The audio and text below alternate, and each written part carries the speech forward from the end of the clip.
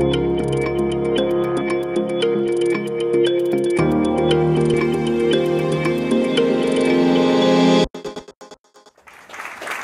name is Vuyi Qubeka, and I'm a multi-dimensional storyteller.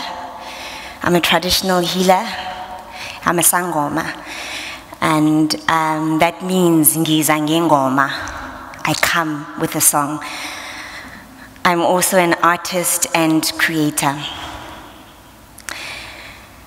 My songs are writing, poetry, stories, photography, mixed media paintings, sound, and ethereal interventions that interact with the knowns and unknowns, with the invisible and with the magical.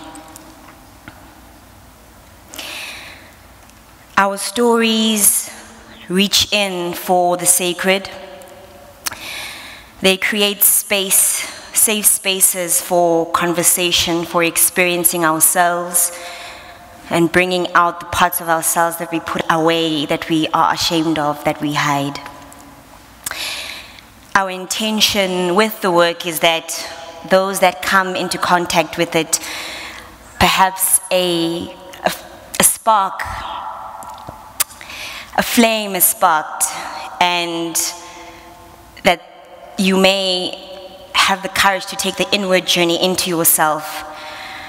And once they perhaps discover those songs that you may have lost, and perhaps even have an encounter with your purpose. In 2016, 22 years ago, I was a different person. I was in a completely different space. I was grappling with self-resentment, self-rejection. I was also grappling with past traumas and past pains. I didn't like who I was. I felt confused, I felt overwhelmed, I felt lost, I felt that I had no real sense of value in this world, and I was numb. I was aching for myself.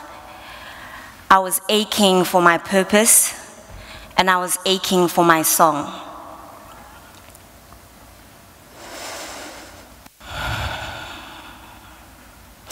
Two years ago, I was sick. For years, I was battling and struggling with migraine headaches, and as the years gone by, they steadily got worse to a point where, they got debilitating, and I'd be bed-bound for days.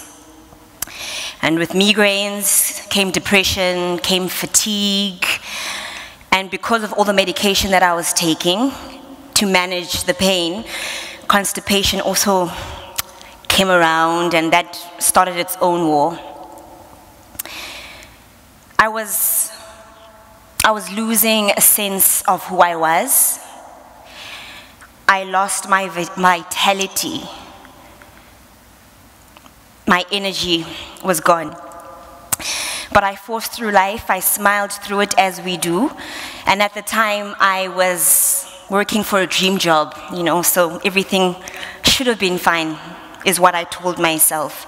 I was a travel photojournalist for a travel magazine, and I was traveling the continent. I was meeting new faces and new places, and I was also expanding and meeting parts of myself that I had not known before. There's a saying in isiXhosa that goes, "Ukuhamba kukubona." To travel is to see, it's to learn, is to understand.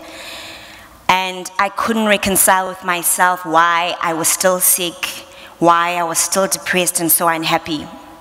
Things were dandy, right? I tried everything. I did Vipassana, which is a 10-day silent meditation retreat. I saw a neurologist. I saw a homeopath. I had CAT scans. I went vegan, I tried juicing, and I was on a treatment of acupuncture. Slowly, I began retreating and turning my back on the world. And it was at that time that I began seeing and hearing things that I couldn't quite understand. In 2016, I tried to commit suicide. I know it's a hard thing to hear, but we must talk about these things. We are at a place as a humanity where this kind of subject matter is important. It's become urgent. Ubizo is a Xhosa and Zulu word that describes the calling. My calling was to be trained as isangoma, a task given to me by my ancestors, my elders, and the entities that pray for us to come into this place. And my elders prayed for me to be here in this realm as this person at this time. The calling can be described as a time, I like to call it a pivotal moment, when your your soul begins to whisper, and it gets loud, and it begins to then shouting at you, calling at you to awaken and to transform into the purpose that you have come for, to remember your song, to accept the path. It is when you are called to take the inward journey into yourself, into those quiet, secret places where we might begin to love ourselves and see ourselves and appreciate ourselves and value ourselves and stand tall in who we are. We all have the calling. I've always known about my intuitive gifts all of my life, but I didn't know what to do with them. I didn't know that I had to do anything with them, and I had no clue that not doing anything with them would make me sick. In today's society, African spirituality and traditional medicine has become taboo. It's been stigmatized and demonized, and we've put ourselves away, part of ourselves, part of the gifts that give us life. It took me as long as it did to finally surrender to my call, because no one around me, myself, my parents, my family, and my community could recognize what was happening to me. I suffered, so they suffered, and no one could help. I spent 2 weeks in a mental health facility where I met beautiful, sensitive, and gifted souls who struggle to fit in the boxes and the structures and the pressures that society imposes on us. It was in hospital that I finally surrendered to what I knew I had to do. I was discharged and I was led to healers and began intensive plant work. That gave me the courage, the clarity, and the confidence to resign from my job, to sell my car, to sell my clothes, to sell my possessions, and to relinquish any ideas and assumptions that I had about who I had been till that point. Because who we are is so defined by what's outside of us, by our family structures, by society, and by what we see in mainstream media. But how do we really know what's inside until we get there? I left for the Eastern Cape to be initiated as a traditional healer. I left to go and twasa. And twasa means to blossom in isiXhosa. Silence and blossoming go hand in hand. I lived with my teacher and lived the ways of my ancestors as part of the medicine. My journey was threefold, and I had multiple teachers. It was a 1.5 years of initiation, and I healed at the grace of plant medicine, at the beat of the drum, and traditional trance dancing. Slowly, my songs began to come back to me. I had a union with my own divinity, and witnessed what I was capable of becoming.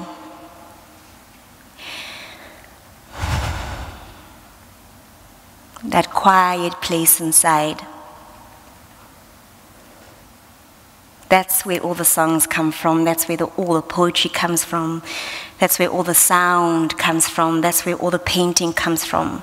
That's where the trust of yourself comes from, the imagination and the creativity. Sometimes something has to die first before something else can be born. And I've learned, and I continue to learn, that there's nothing more liberating, nothing more freeing, and nothing more empowering than surrendering to the calls of your own heart. We've come for ourselves. We deserve ourselves. When we don't answer the messages and the intuitions that the universe and all that is, the invisible, gives us, we get sick. That is why I got sick. Disease is dis-ease in the body. Are we meant to feel like we're suffocating?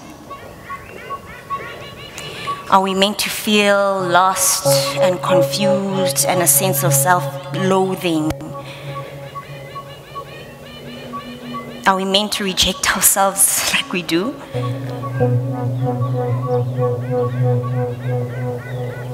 Are we meant to be in so much despair and so much pain? I don't think so. I believe that we're meant to be ourselves. I believe that we're meant to be free. I believe that we're meant to dance our dance and sing our song. I believe that we're meant to choose ourselves.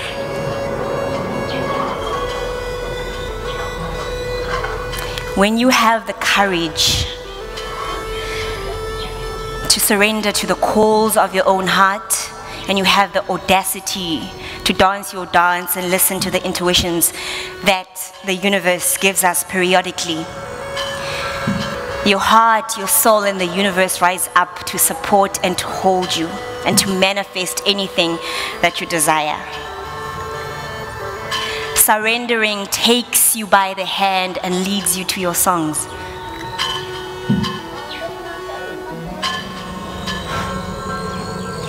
Every moment is the perfect moment for you to be who you are. Don't die with your song still inside you. Don't die with your song still inside you.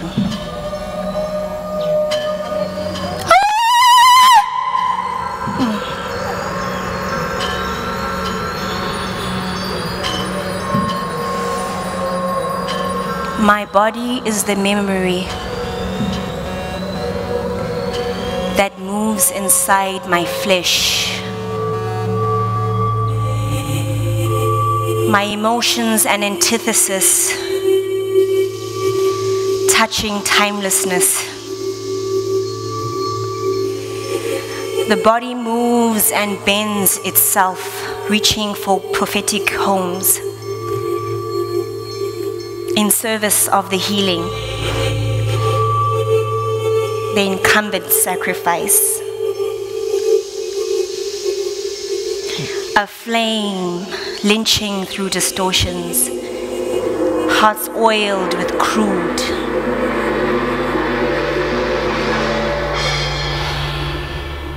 A serpent reaches out inside the sweetness at my center.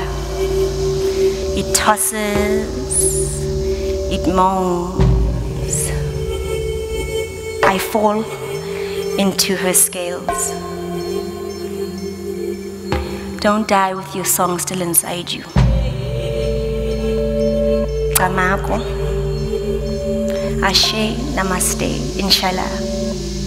Bayadanki.